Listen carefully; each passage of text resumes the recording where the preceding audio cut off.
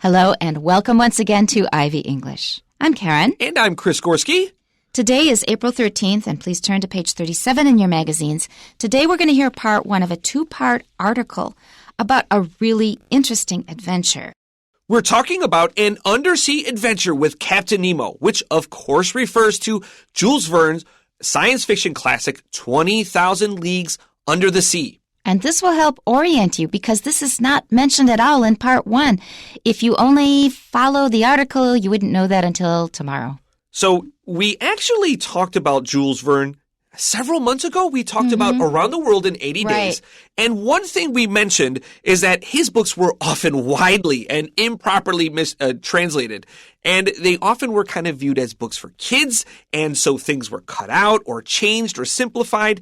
And evidence of this is right in the title of the book, 20,000 Leagues Under the Sea, which by the translation makes you feel like you are under the water by 20,000 leagues. So the question is, what's a league? Well, a league is an old term used to measure distance. It's about 3 miles. So this sounds like you are 60,000 miles or 96,000 kilometers under the ocean, which is stupid because the Earth is only 40,000 kilometers wide. I was going to ask. That's ridiculous.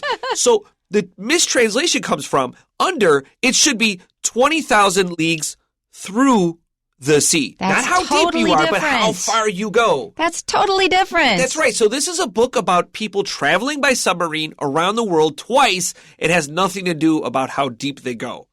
And actually, a lot of people have a mistaken impression of Jules Verne that his stuff was just really wild invention, but he did a lot of research, a lot of solid research on his books. Okay, so let's start out. Our title again is An Undersea Adventure with Captain Nemo. The year is 1866, and somewhere underneath the ocean waves lies a menacing threat. Several ships have claimed to have seen an enormous sea monster darting through the water at incredible speeds. To deal with this threat, the U.S. government assembles a squad of sea experts. Their mission is to locate and kill the dangerous creature. The team is led by Ned Land, a master harpoonist who is joined by Pierre Aronnax, a famous marine biologist, and an assistant, Conseil. When the men eventually spot the monster, they launch an attack. To their surprise, the creature fights back and sinks their ship. To save themselves from drowning, they grab onto the creature's tail and discover that it's not a creature after all. It's a high-tech submarine. They are allowed inside the vessel and brought in front of Nemo, the captain of the sub. He informs them that they are aboard the Nautilus, a ship that he designed to get revenge on his government because they murdered his family. At first, the men are excited to learn about the Nautilus's advanced features and how they work. Things take a turn for the worse, however, when they ask to leave and are refused permission. Nemo says they can never leave because the existence of the Nautilus must remain a secret. Aronnax and Conseil aren't exactly thrilled with their circumstances, but are enthusiastic about exploring the depths of the oceans. The futuristic submarine allows them to research marine life, visit shipwrecks, and explore the ancient underwater city of Atlantis. However, Land isn't pleased with the situation at all. He can't relax and becomes obsessed with finding a way to escape from Nemo's submarine. Now, that's a great premise for a story. Premise, P-R-E-M-I-S-E. We had this word earlier in the month. P-R-E-M-I-S-E. Premise, that just means the background of the story, what we start from. Let's go back to our title again, An Undersea Adventure with Captain Nemo. It's pretty straightforward. An adventure is you go through a whole bunch of events that are exciting, and finally it comes to a conclusion. And it all happens underwater, and our hero here is Captain Nemo. First sentence, the year is 1866, and somewhere underneath the ocean waves lies a menacing threat. Now that's a great opener because here we've got the water, ocean waves, and we know that underneath there's something really scary and possibly dangerous going on. And it also gives us the time, which is the 19th century, 1866.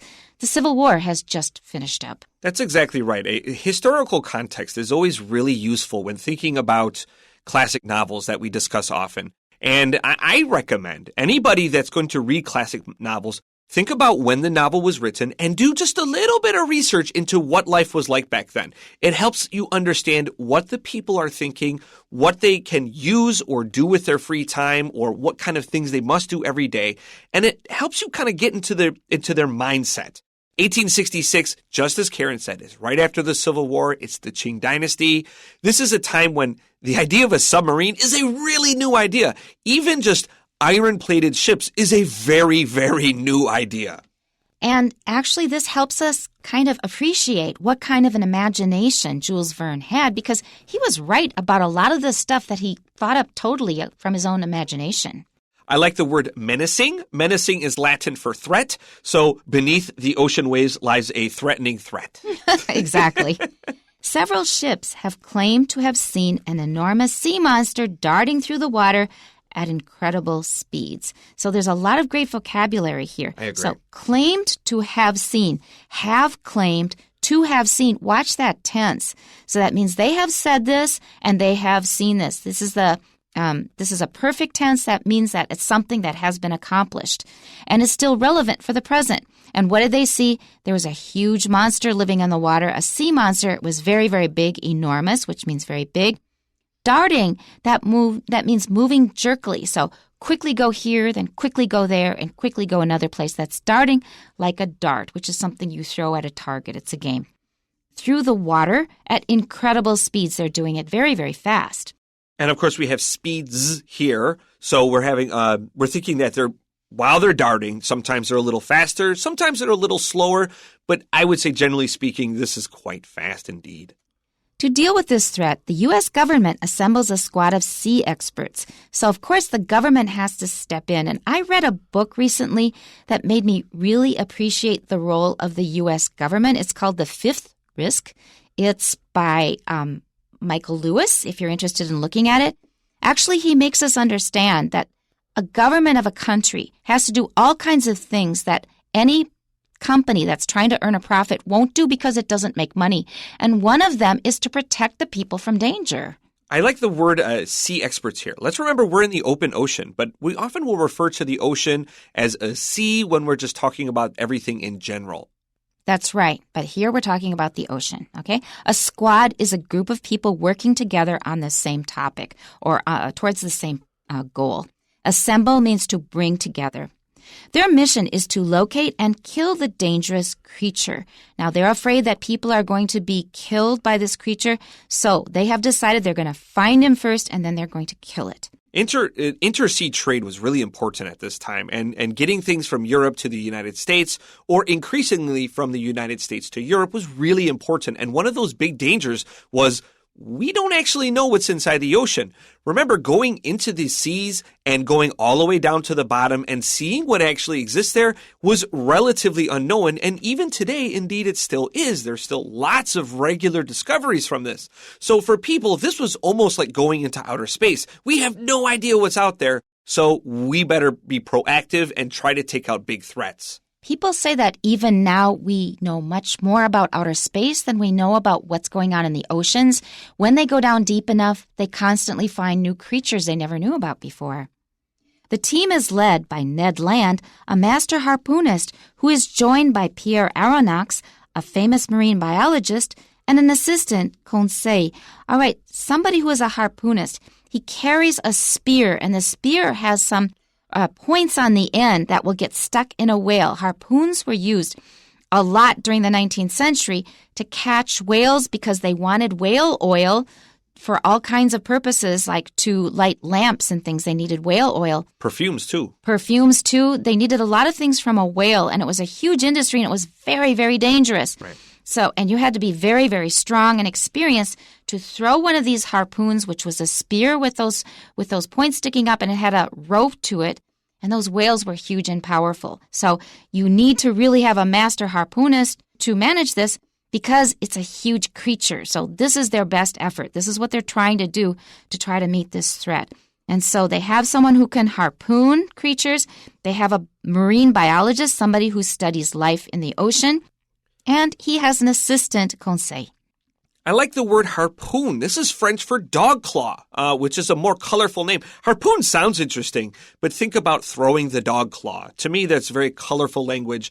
And I think Ned Land, as a person who spends his time on the sea, it's kind of an unusual name. That's right. Why is his name Land? I don't actually know that. I tried looking that up. Was this kind of just being funny and cute? I think so. Yeah, I bet it is. Land, but he's on the sea. I get the feeling because Vern has some quite cute names here, and there's evidence of that later we'll see in paragraph 2. Paragraph 2 begins, when the men eventually spot the monster, they launch an attack. Well, that's pretty easy. To spot is to see when you're looking for something and you look at something in good focus. You spot something that's in a very specific place. To their surprise, the creature fights back and sinks their ship. All right, they were not expecting that. They knew it was huge and it was a big sea creature, but the sea creature did not just say, oh, I'm being attacked. Okay, I guess I'll die. So it fought back, and because it was so big and powerful, it sank the ship. Now we have big trouble. To save themselves from drowning, they grab onto the creature's tail and discover that it's not a creature after all. It's a high-tech submarine. All right, now the story really has changed. It's not an animal. It is something humans have built for many purposes, maybe to study the ocean, maybe to be used in warfare or whatever. Now they're shocked that it is not just a plain old kind of underwater vessel. It's high-tech, and that's from 1866. They are allowed inside the vessel and brought in front of Nemo, the captain of the sub. All right, so now they have brought these people inside, and they have to go to their leader to decide on what to do with them. So their leader is the captain of the sub, and his name is Nemo. He informs them that they are aboard the Nautilus, a ship that he designed to get revenge on his government because they murdered his family. Now, actually, what this brings to mind is the book Moby Dick. So that's a sea captain. His sole purpose is to capture and kill a certain whale, the big white whale, which is named Moby Dick, because this whale ate or took off one of his legs. He has only one leg. He has to walk around on a peg. He wants to get his revenge. He's devoted his whole life to it. And spoiler alert, they fail. Oh, I have such a problem with this whole whale hunting thing. The less I talk about it, the better. Well, yeah, it was a really big thing, and it wiped out a lot of whales, that's for sure. So let's talk about Captain Nemo very quickly here. So Captain Nemo is such a good character. Just like Karen and I were talking about, was Ned Land kind of a joke? Was it a pun? And there's evidence of that right here. Nemo is a mysterious man, and his name literally means no one in Latin. This actually goes deeper, though. So author Jules Verne was a big fan of Scotland, and the motto of the Scottish royal family is, no one assails me with impunity, which means that if you hurt us, we will hurt you back. This sounds a whole lot like Captain Nemo's whole life and goal. And like Captain Ahab as well in Moby Dick. It's quite similar. Okay, so if your government has murdered your family, I can well understand you would want to get revenge. He did it in a very, very unique way, though. Now, be clear here. This is not the U.S. government. We don't know where Nemo is from, what's he doing. This is just his government. He does not like to give a lot of details into his background. What I thought of first was Russia. Yeah, perhaps. Because they have a lot of submarines. Okay. At first, the men are excited to learn about the Nautilus's advanced features and how they work. That's a very Western thing. We love gadgets. We love technology. And this does sound really interesting. Anytime you see that N-A-U-T, we're talking about the ocean or the seas. In fact, naut in Greek just means ship or sailor. So, of course, Nautilus is an excellent name for this ship here. Isn't it also a seashell? Yeah, Nautilus is a sea creature that is known for its ability to go very deep and come all the way up.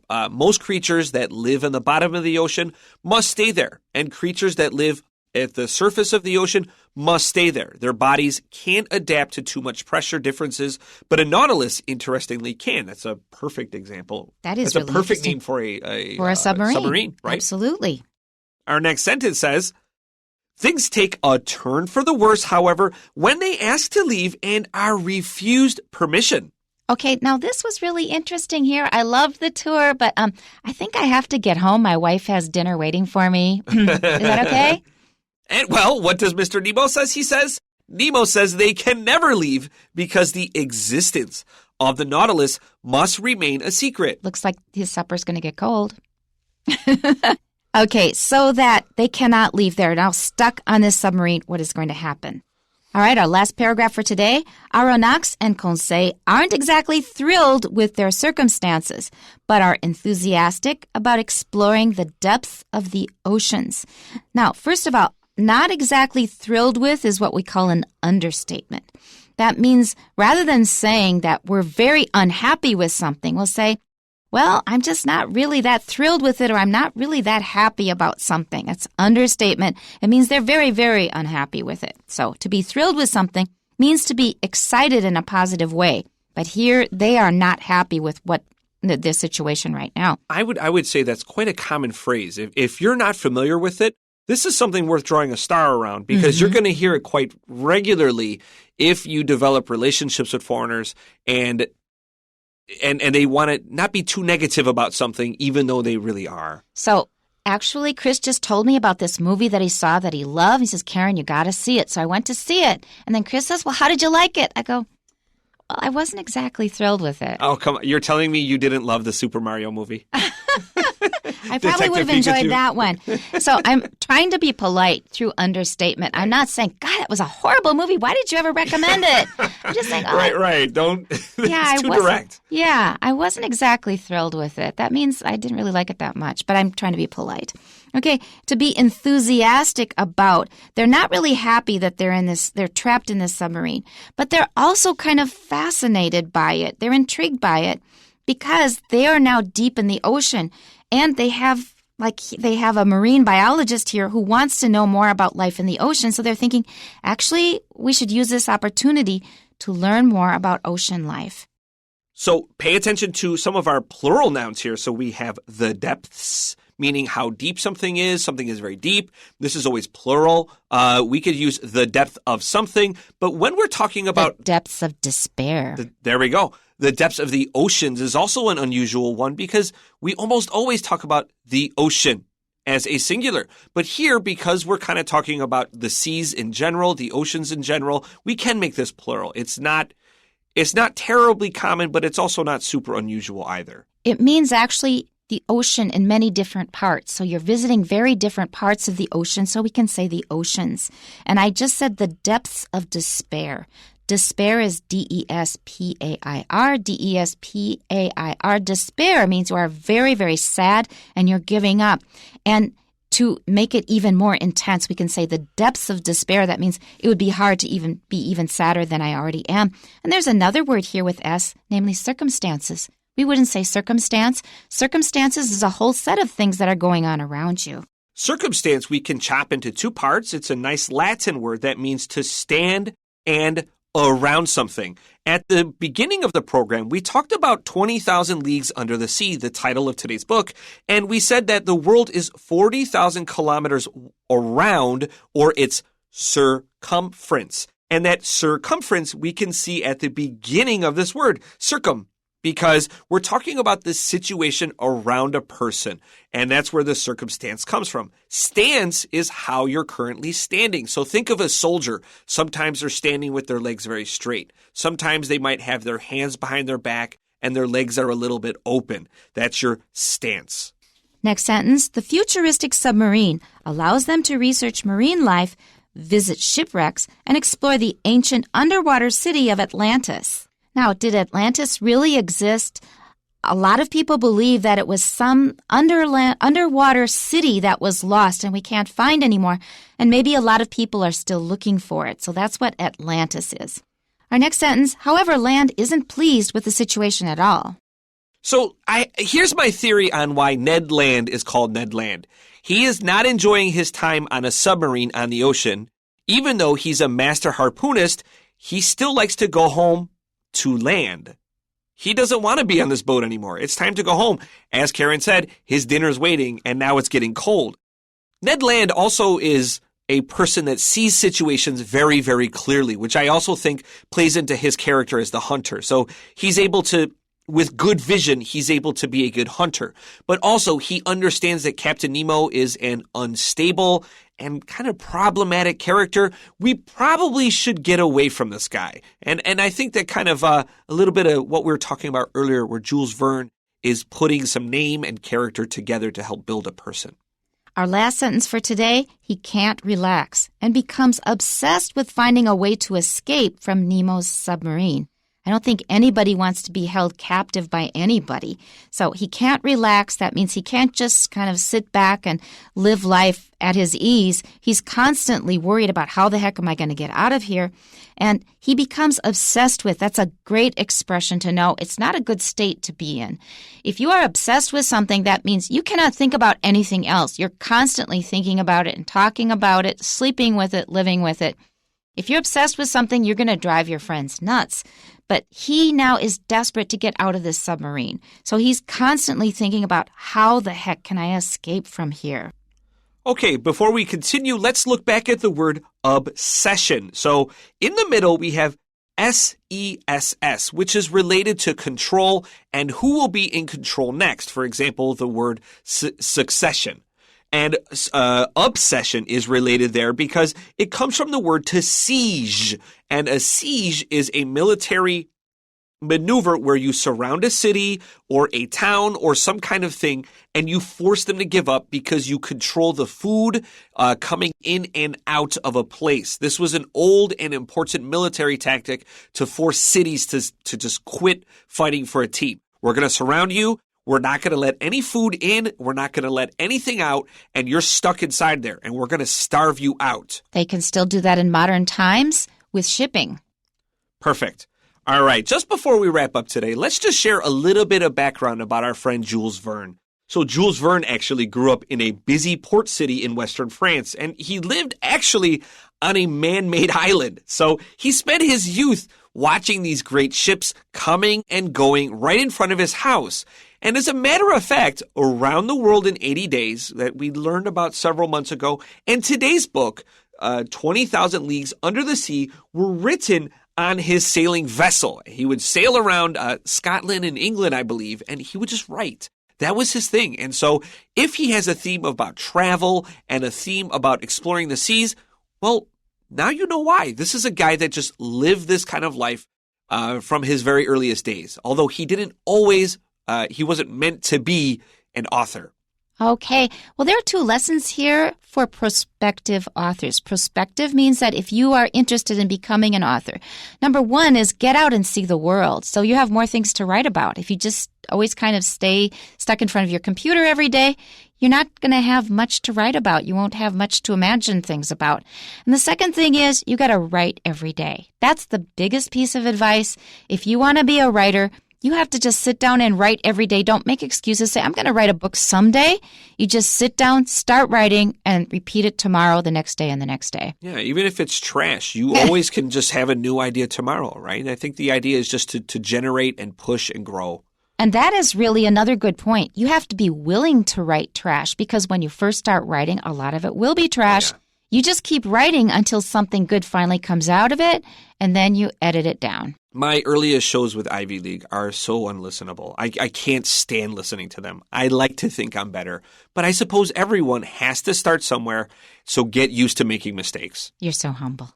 That's it for today. Tune in tomorrow for part 2 of An Undersea Adventure with Captain Nemo. Bye-bye. Bye-bye.